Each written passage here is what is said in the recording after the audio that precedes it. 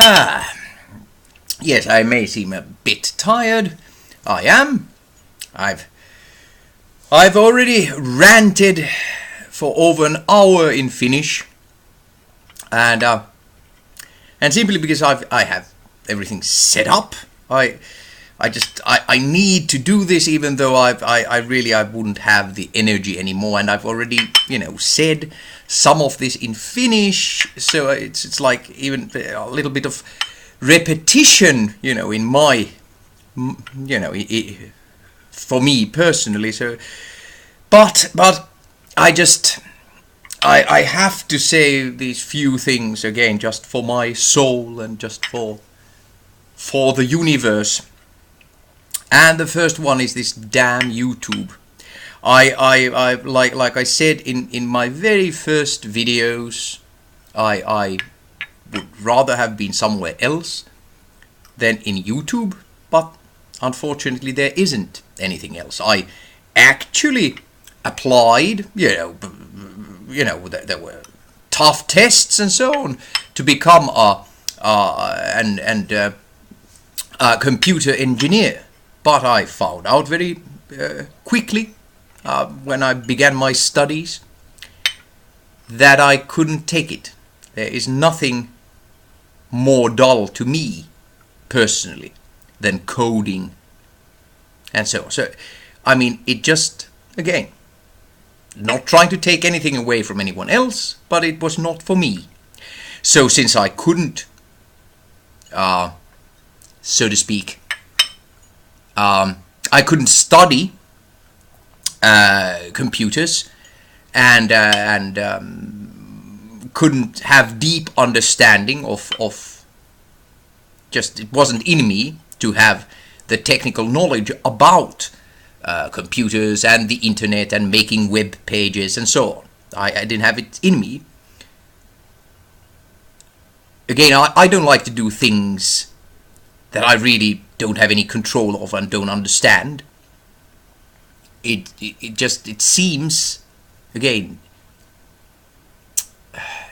ethically stupid.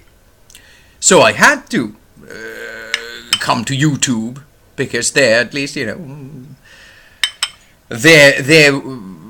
you're not supposed to, in YouTube, you're not supposed to be a computer engineer. You can, of course, be, but it's not again, ethically necessary.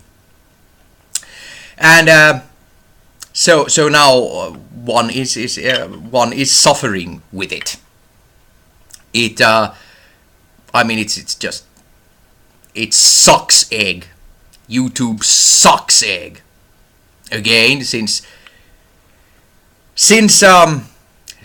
from the 70s, the United States, the powers that are, haven't, enforced any sort of reasonable law when it comes to actual, capitalism and preventing oligarchy and oligopolies and monopolies. Crooked capitalism. It's been crooked capitalism. Google should never have been able to buy YouTube. Never in your life. It's so funny that now, after, everything is controlled by 6 companies or something, all the media and so on, now, many people in the States are complaining that this is untenable. It would have been smart for most people to object, in the 1980s, where everything was going. At this point, it's a bit late, and I'll get to that actually with my actual rant. But again, what YouTube originally was, and and what it still could have been, evolving the right way, it's been completely destroyed, and now you suddenly have, now you already have censorship. But I mean, this you know, the amount of advertisement, I mean, it just, again, advertising is the worst, most horrendous crap that man has ever invented. It's something just despicable. And it's like in television originally, you know, it has been the amount of ads and the length of ads and, you know, the sheer volume of them, you know, it's been going up and up and up. And again, since there's absolutely no reasonable regulation or enforcement of laws and regulations, YouTube has actually been able to start, you know, Google has been able to start extorting money from people. If you don't want to see advertisements, pay us. You know, become a premium member and you don't have to see any advertisements.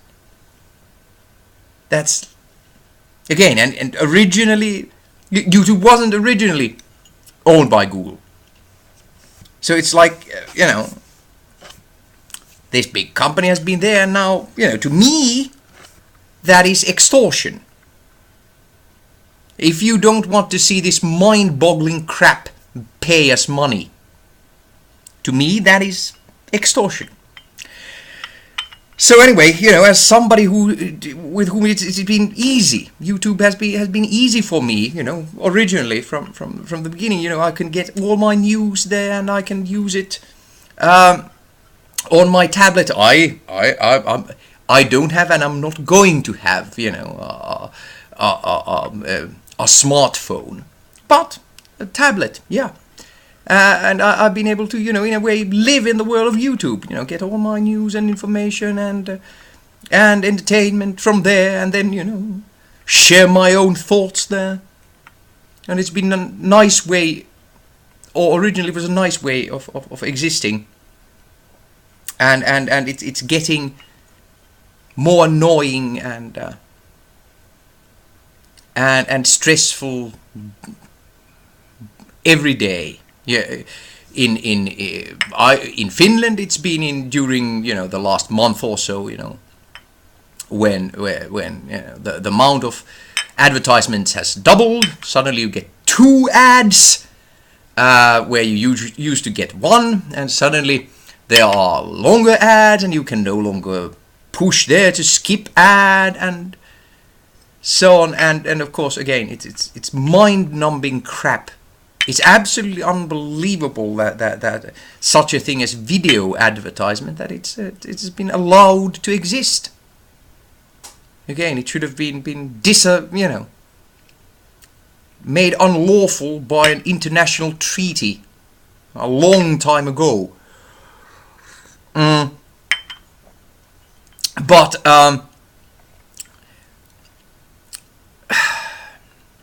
But again, I've said this before, and I say this one more time. It would have been pretty cool if the international community would have had enough sense to actually disallow advertising in the internet when it again, to smarter people, became obvious that it was the way of the future, that it was, you know, it was more than a fad. It would have been wonderful for the United Nations to have disallowed advertising in the internet. What a different, completely different world we would have had. And I mean, none of the crazy, you know, inhuman billionaires that we have, you know, the top billionaires, we wouldn't have them. The people that we at the moment have there, they wouldn't be there. The world would be a completely different place if only advertising would have been disallowed in the internet. But no. So anyway, that's I just had to say this because it really, you know, it's absolutely unstandable, and I'm going nuts with YouTube at the moment. It's just, and every new, you know, new idea they have, you know, every new service they come up with and so on, yeah, and every change they make to the interface and so on, they're all, you know, making it worse and more difficult, and all these security checks and so. Nobody's gonna go to my, you know, my account. Why? And it's just it's getting more annoying and time consuming and again dumb day by day, and then you have censorship on top of it. Oh dear. No, okay, but that's I said it. Leave it.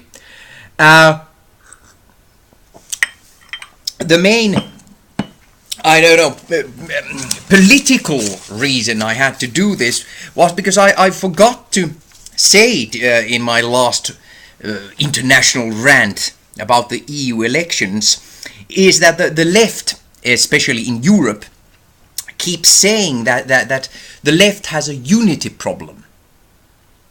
And I do have to say that I personally do not think that the left has a unity problem. I think the left has an existence problem in pretty much anywhere else except the United States, where again the situation is much, neoliberalism was given birth there, and the situation is much more desperate. Led in so many more places than Flint, Michigan. The water is undrinkable. Infrastructure, I don't know what the grade is at the moment. It's gone down again. I don't know what the road infrastructure and whatever the grade is now, where they are. D+, I don't know. Massive inequality. I mean, unbelievable. Much greater than Rome when it was falling, and 40% of the people living under the poverty line, and so it would seem that before you have actual left, the situation has to be much more desperate than it is in Europe and other places. Before that, when things are just desperate, you get the extreme right, and that is something we have in Europe. But things will have to get much worse than they are before you get actual left, because that is what we're missing in much of the world, and especially Europe. Again, extreme right wing is easy because all that takes is anger and fear and hatred. True leftism is much more difficult because that takes, humanity and common sense and logic and knowledge. That is much more difficult. And truly, they're just, apart from Jeremy Corbyn and the left wing of the Labour Party, we don't have anything like that in Europe, and especially again, and this will tie up to something, but again, when you have something that is supposed to be left, like Syriza, it turns out that there are enough traitors that it's not going to work, and that's the next thing. Again, it is much easier to be a traitor in the left than it is in the right. It's much easier to get corrupted somehow, because again, it takes to be on the left takes real intelligence and understanding and humanity, true integrity, and it is so difficult. I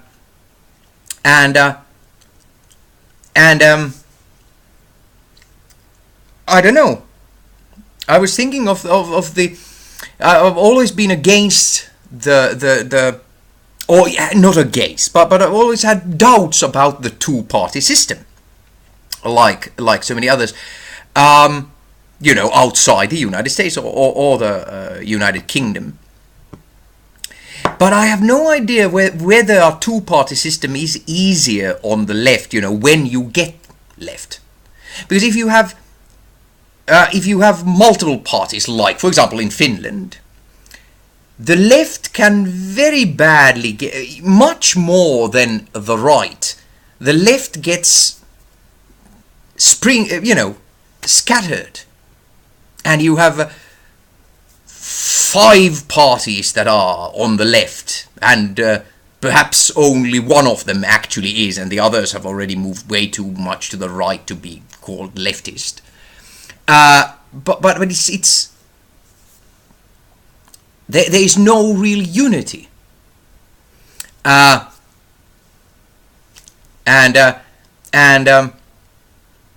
Very funny, since I was saying that there isn't a unity problem. But perhaps I should have used another word than there is no real unity.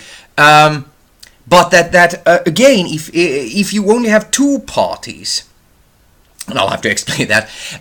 But if you only have 2 parties, then if you have actual left, they can actually quickly take over half the country. It is possible. Whether as if you have more parties, then they would first have to come together as one party, and then they would have to, somehow get the upper hand of many other parties. And this is actually interesting because my own personal philosophy, it doesn't include political parties. I don't think that you need political parties for anything. I believe in actual true democracy, and you only need a parliament. You don't need parties, and you don't need governments actually. But anyway, as far as again, I was just talking about countries with many parties, and there may be a unity problem, but that doesn't change my main point, which is that internationally, and especially in Europe, you don't have enough leftists, and you don't have enough people in such dire circumstances that they would actually appreciate true left. The desperation isn't there yet. It's only on the level of extreme right wing. I don't know, but this was the thing. I really that I had to say that I don't think, again, internationally, I don't think that that there is that the left has enough existence. It doesn't have a unity problem. It has an existence problem. But then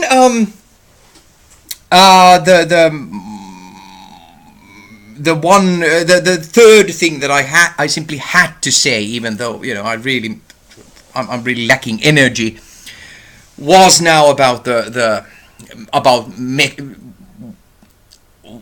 was Mexico, and them sending troops to the border and negotiating with old tiny hands Lufaface, who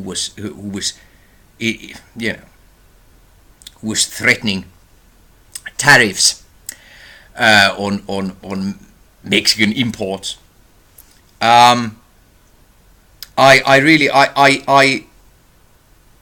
The question is AMLO and his closest associates, are they traitors to the left? Because again, as far as I understand, if there were some sort of tariffs or some sort of economic punishment between the trade in Mexico and the United States, it's actually the United States that would suffer horrendously, and through that Donny Lufaface himself. Again, that it's not Mexico who pays that pays the tariffs. It's actually U.S. companies.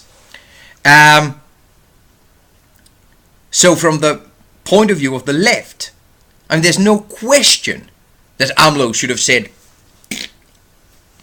to Donny Lufaface, and please put up the tariffs. What was it, 25% or something?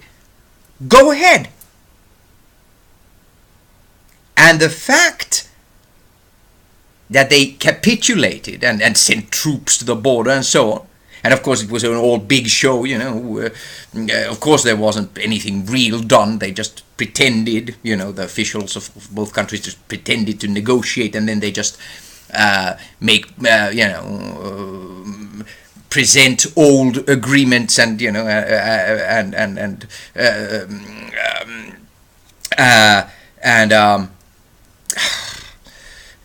I don't know, hindrances to free movement as new ideas. So it was a PR stunt, the whole agreement. But as far as the perception goes and so on, I mean, it was a complete win for this severely mentally ill puppet that Donny Lufaface is. And however far, fascism gets, now this time in the United States, but in history, I mean, it's always that people outside and other countries and so on, and lefties, that they haven't done what is right, and they've facilitated it. And I cannot, if AMLO and again, this is simply, again, I had already gotten used to of lefties that turn out not to be lefties, and just simply fail the left and humanity. I had gotten used to it, but there were so many people who kept saying that AMLO is the real deal, that I really thought he might be. But this, I mean, again, this is just my personal opinion. I cannot understand this. I really can't.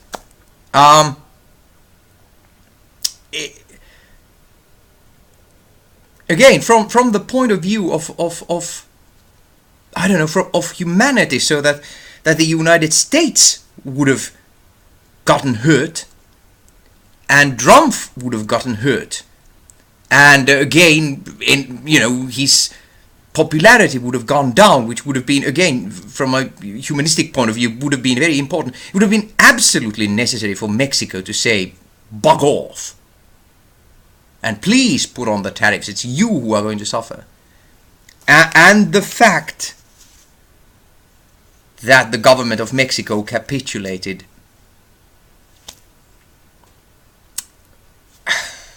it just it seems horrendous to me. I really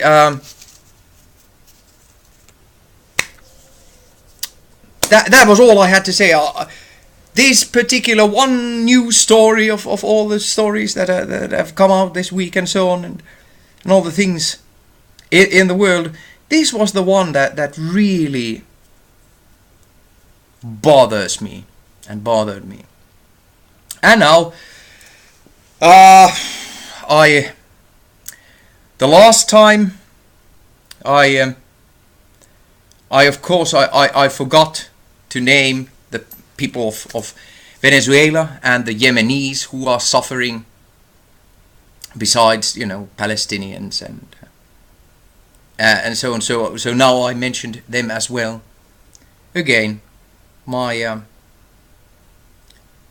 condolences and deepest apologies to all the people dying and suffering needlessly in the world. It's totally unnecessary. I am so sorry. That, I think, again, concludes my rant for now.